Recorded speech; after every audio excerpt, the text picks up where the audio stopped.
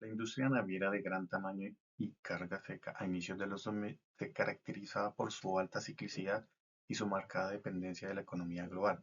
Gran parte de esa actividad se enfocaba en el transporte de minerales, en especial de hierro y carbón, cuyo desempeño económico dictaba en gran medida las tarifas del fleteo. Debido a la fluctuación constante entre la oferta y la demanda, los armadores alternaban entre los contratos a largo y el mercado spot para fijar precios.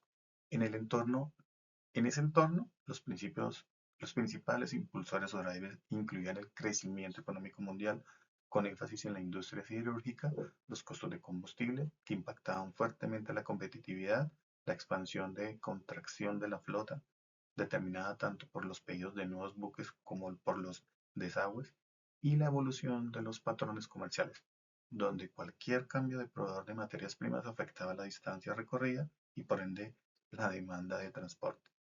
Los jugadores claves en el mercado iban desde grandes navieras especializadas en granel seco, como lo era Bernstein, Port Line, hasta empresas mineras y comercializadoras de materias primas de renombre internacional, como los casos de Vale, BSP y Rio Tinto, cuya demanda de envíos a larga distancia impulsaba la necesidad de buques capsize, además de los corredores marítimos como Clarkson y Drewry, que desempeñan un papel esencial en el negocio del fleteo. En cuanto a las expectativas de capacidad mundial, se preveía un incremento en la flota Capesize con la construcción de 63 buques adicionales para el 2001, lo que generaba el riesgo de una sobreoferta y, en consecuencia, la posible disminución de las tarifas en el corto plazo. Sin embargo, el panorama a mediano y largo plazo seguía siendo alentador para el esperado crecimiento de la demanda de mineral de hierro y carbón, especialmente desde los países como Australia e India, que auguraba una recuperación de los precios de fleteo para los años siguientes. Iniciamos con la demanda de alquiler de navíos. De acuerdo al Exhibit 5, el volumen de embarques de mineral de hierro creció de 375 millones de toneladas en el 94 a 440 en el 2000. Esta evolución refleja un aumento de la producción de acero, principal impulsor de la demanda de buques capesize. No obstante, en 2001 y 2002 la entrada de muchas nuevas construcciones, el Exhibit 3, podría generar una sobreoferta. Aún así, se anticipa una recuperación desde 2003 en el despegue de exportaciones de mineral de hierro desde Australia e India. Las tarifas diarias de arrendamiento en el apoyo dependen, ante todo, del balance de la oferta y la demanda global. Según el Exhibit 4, la edad del buque es un factor crucial. Un barco nuevo menor a 5 años recibe un factor de 1.15 sobre la tarifa promedio, mientras que uno de más de 20 años apenas alcanza el 0.75 o 0.65. Para proyectar las tarifas, el Exhibit 6 muestra un crecimiento anual del 2% hasta el 2005 y 1.5% de ahí en adelante. Estas proyecciones se reflejan en las tablas de tarifas ajustadas, donde los primeros 5 años el buque genera ingresos más altos. A partir del 2003 se espera un incremento notable en el mercado, beneficiando al time charter que la empresa negocia. Finalmente, evaluamos si las proyecciones de tarifas para el nuevo buque Capsize son adecuadas. Según el Exhibit 5, las tarifas de spot y los contratos a 3 años han seguido la tendencia de los embarques de mineral de hierro en los últimos años. El Exhibit 6 incorpora un crecimiento del 2% y luego el 1.5% más un factor de ajuste por edad. Esto es coherente con la práctica de mercado y el comportamiento histórico de la industria. Por supuesto, toda la proyección depende del ciclo económico y la oferta efectiva de buques. Sin embargo, la metodología se considera sólida como punto de partida para la evaluación del proyecto de Ocean Carrier. Los costos operativos diarios inician en 4.000 en 2013. Representa 1.46 millones en el primer año de operación. Estos costos incluyen la tripulación certificada, los suministros, aceites lubricantes, seguros y mantenimiento general del buque. Durante el horizonte temporal del proyecto, estos egresos operacionales varían significativamente, se incrementan anualmente un 3% por inflación, alcanzando los 2.53 millones en 2017. Además, el tiempo dedicado al mantenimiento aumenta progresivamente, reduciendo los días operativos de 357 días a 394 días por año lo que impacta directamente en los ingresos potenciales del buque. Durante los días de mantenimiento, el barco no genera ingresos, pero los costos operativos se incurren, por lo cual son adicionados en los egresos operacionales. Respecto al capital del trabajo, el proyecto requiere considerar varias cuentas contables y financieras esenciales. Se necesita una inversión inicial de $500.000 que debe cubrir inventario de suministros, repuestos, seguros prepagados, cuentas popular de los fletamientos y un fondo de contingencia operativas. La variación del capital del trabajo durante el horizonte del proyecto sigue un patrón creciente vinculado a la inflación del 3% anual. Eso se refleja en los incrementos anuales que van desde $15.000 en 2003 hasta 22.689 en 2017, según muestra nuestro flujo de caja. Estos aumentos progresivos son necesarios para mantener la operación eficiente del buque a medida que éste envejece y requiere más recursos operativos.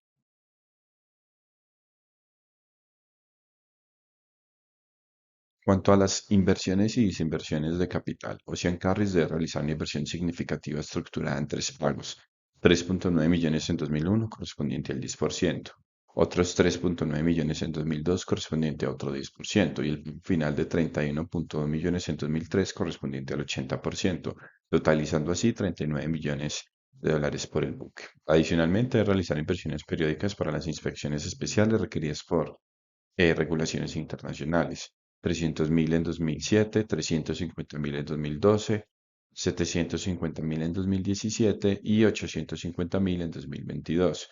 Cada una de estas se le realiza la depreciación de forma lineal para los siguientes 5 años.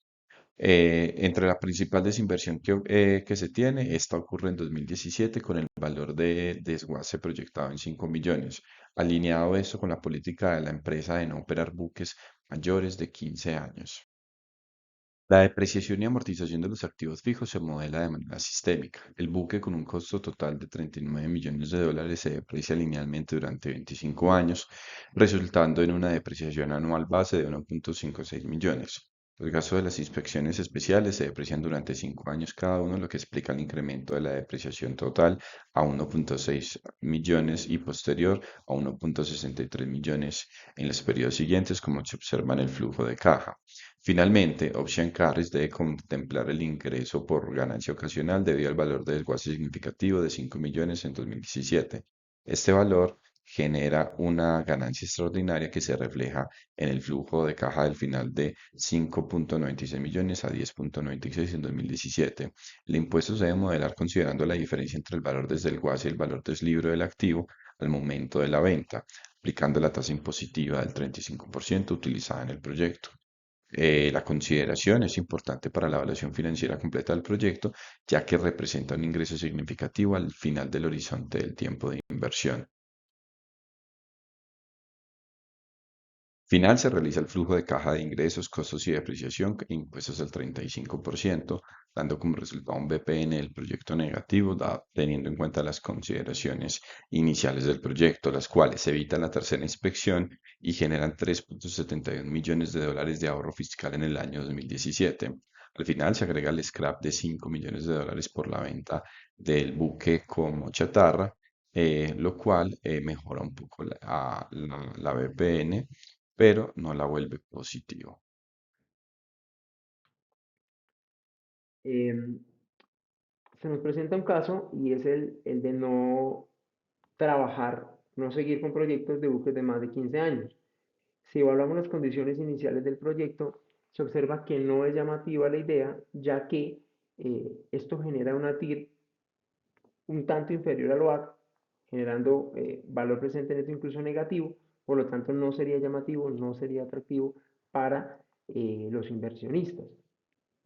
Sin embargo, si consideramos que pudiéramos tener eh, una inflación menor o tuviéramos unas tasas impositivas menores, como podría ser el caso de Hong Kong, sería atractivo realizar estos proyectos de buques no mayores a 15 años, ya que esto nos daría un valor de TIR superior al WACC en todos los casos.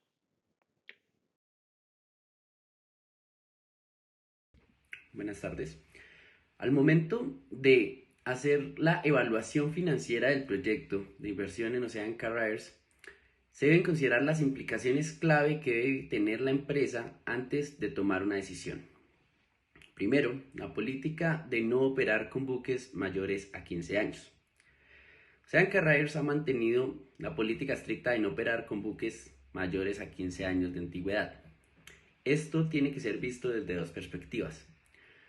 Las ventajas es que reduce los costos de mantenimiento, evita inspecciones costosas y permite que la empresa opere con una flota moderna y eficiente que le permite tener mejores tasas.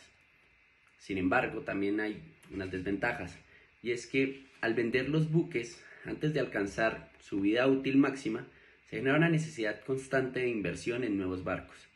Además que la empresa pierde la flexibilidad que tienen otras compañías que sí operan con buques más antiguos. Por lo tanto, al responder la pregunta de si es sostenible esta política a largo plazo, quizás Ocean Carriers debería considerar extender la vida útil de los buques si los costos de mantenimiento siguen siendo manejables. Si bien Ocean Carriers opera con una política de vender sus barcos a los 15 años, hay otras compañías que no trabajan de la misma manera.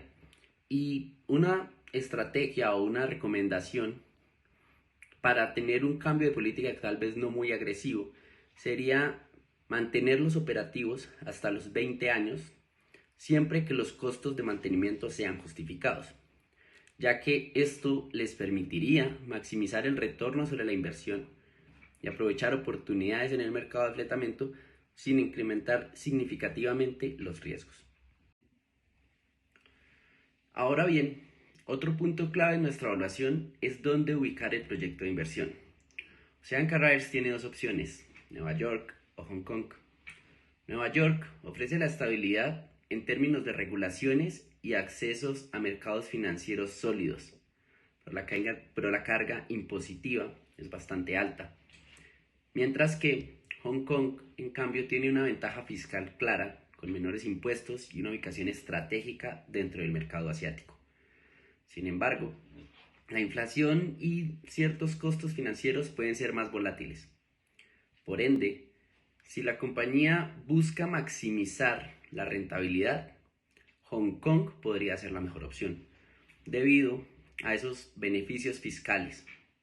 Sin embargo, si la prioridad de la compañía es la estabilidad y un mejor financiamiento, Nueva York sigue siendo una opción atractiva, ya que esta elección entre Nueva York y Hong Kong no la podemos dar o dejar que dependa solo de la definición en los impuestos, ya que también existe esta estabilidad y acceso a financiamiento.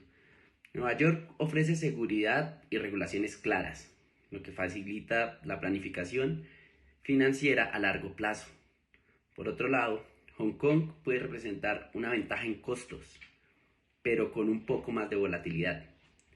Por ende, la mejor opción dependerá de la estrategia de Ocean Carriers y de su tolerancia al riesgo financiero.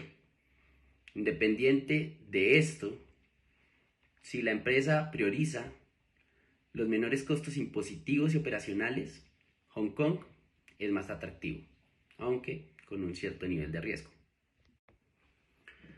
Para determinar si esta inversión es viable, debemos considerar varios factores financieros. Si el flujo de caja operativo supera el costo del capital, entonces el proyecto generará valor. Es fundamental que las tarifas de fletamento proyectadas se mantengan en niveles rentables. Por último, existen riesgos como fluctuaciones en la demanda del mineral del hierro, la llegada de nuevos buques al mercado y los costos operativos imprevistos. Si la empresa logra gestionar estos riesgos y asegurar contratos rentables, este proyecto puede representar una gran oportunidad de crecimiento para Ocean Carriers. A modo de cierre y como recomendaciones para la vicepresidencia financiera, lo primero que vamos a mencionar va a ser reevaluar la política de edad de los buques. No todos los barcos deberían venderse a los 15 años. Se debe analizar caso por caso, según su rentabilidad y el estado de mantenimiento, como se mencionó anteriormente. Como segundo punto, se debe elegir estratégicamente la ubicación del proyecto. Hong Kong es una opción fiscalmente atractiva pero es importante evaluar el impacto de la inflación y la volatilidad financiera con el fin de mitigar riesgos. Tercer punto, deberían implementar estrategias de cobertura para reducir el riesgo de las fluctuaciones en tarifas de fletamiento y los costos operacionales. Y por último, un monitoreo constante del mercado, ajustando las decisiones de inversión según la evolución de la industria. En conclusión, este proyecto representa una oportunidad, pero también un desafío. La clave para Ocean Carriers será tomar decisiones informadas y basadas en datos sólidos y en una gestión de riesgos eficientes. Muchas gracias.